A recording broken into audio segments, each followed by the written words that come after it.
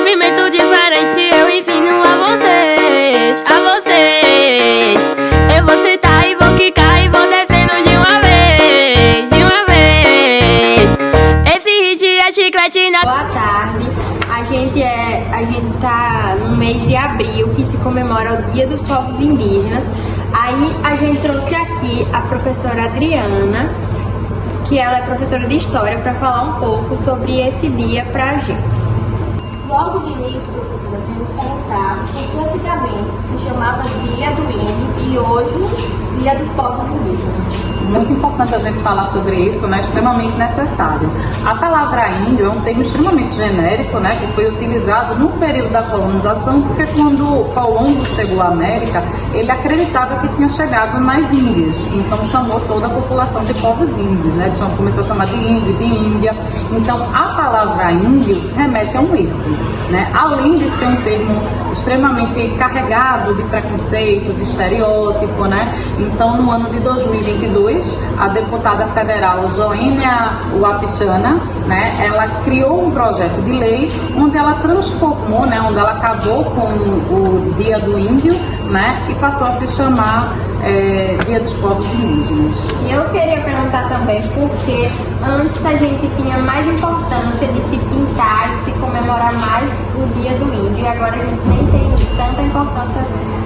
É importantíssimo a gente conversar sobre isso, porque por muitos anos os povos indígenas eles foram tratados sem importância devida, e toda a cultura dele foi visto de forma estereotipada, visto com preconceito, visto com deboche, e todo aquele ornamento deles, a pintura, os cocais, existe uma simbologia, né? É importante para aqueles povos indígenas. Então, a partir do momento que a gente transforma aquilo em fantasia, em brincadeira, a gente está tirando a importância de toda aquela cerimônia que eles produzem. Fora que, geralmente, quando a gente fazia isso, né, a gente nunca se preocupava de trazer, né, a importância da cultura, dessa estrutura. Era de uma forma meio de fantasia mesmo, de brincadeira, né? Então hoje em dia a gente evita esse tipo de coisa, né? Porque a cultura indígena não é brincadeira, não é fantasia, é extremamente importante, antes de qualquer coisa, a gente entender, conhecer. Então hoje a gente trabalha mais com autores indígenas, né? Com palestras, com filmes de preferência, com atores e escritores indígenas, né? Para a gente é muito mais importante que a gente conheça efetivamente os povos indígenas, toda a sua cultura, o quão importante eles foram para a formação da nossa sociedade, do que ter essa relação mais fantasiosa, né, sem entender os símbolos que são utilizados por esses povos indígenas, sem entender sua cultura, né? Para a gente encerrar, gente, eu queria aproveitar também, né, para falar sobre uma coisa muito importante esse mês, né, porque a Academia Brasileira de Letras passou a receber o primeiro indígena. Ailton Krenak, essa semana, recebeu o título, né, do imortal pela Academia Brasileira de Letras, né? Menina, arrasou, hein? Obrigada pela sua participação. Foi um prazer estar aqui com a senhora de novo. A gente está aqui com a professora Andréia e eu queria que a senhora falasse um pouco sobre o que a senhora entende sobre os povos indígenas. A gente tem que reconhecer a importância cultural que esse povo trouxe para a nossa vida, né? Porque os povos indígenas são os primeiros habitantes do Brasil e ele deixou para a gente uma herança cultural muito grande.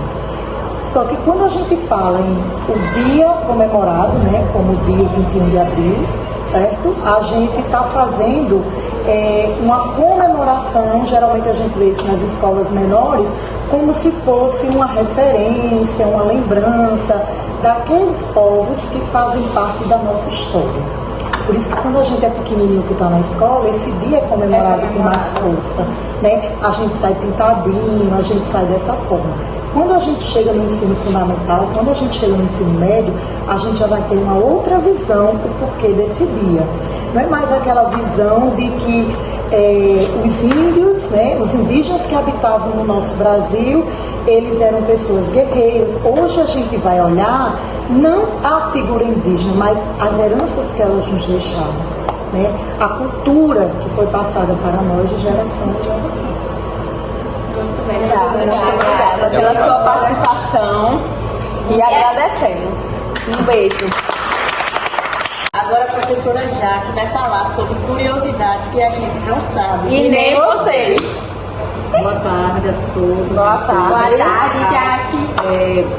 Quando eu estava dando aula de literatura, que eu ainda vou dar esse assunto na sala de vocês, segundo ano, e a gente estuda o romantismo. Então o romantismo tem 3 fases.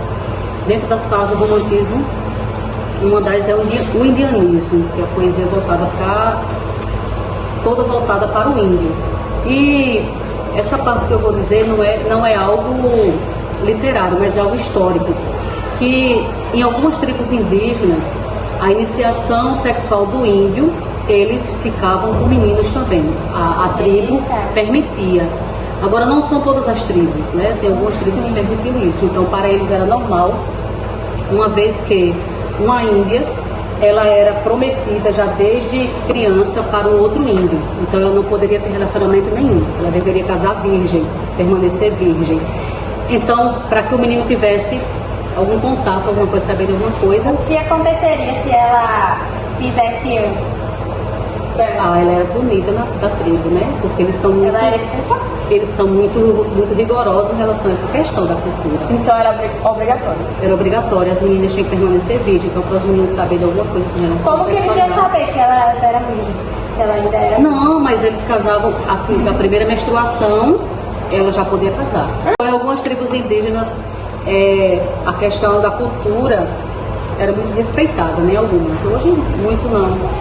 Hoje é mais aberta a questão, os índios já estudam, já tem índias em várias partes da sociedade que usam roupas normais como a gente, dirigem, tem uma vida normal, cursam universidade, estudam. Mas antigamente não.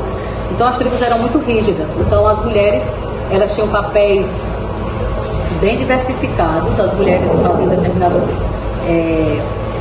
trabalhos, determinadas funções que eram típicas só para mulheres e outros eram só para os índios, só para os meninos.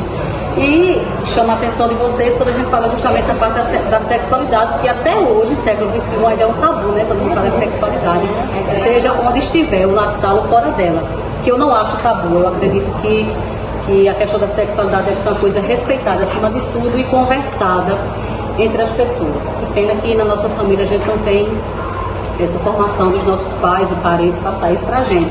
Mas dentro da cultura indígena, a iniciação sexual, há quem julgue, mas não, mas era para algumas tribos, os meninos começavam a iniciação sexual com os meninos.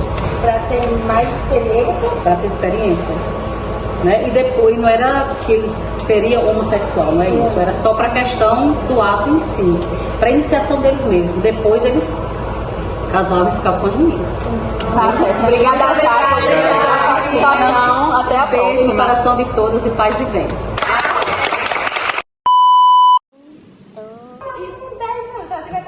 Vocês estão misturando muita coisa. Exatamente.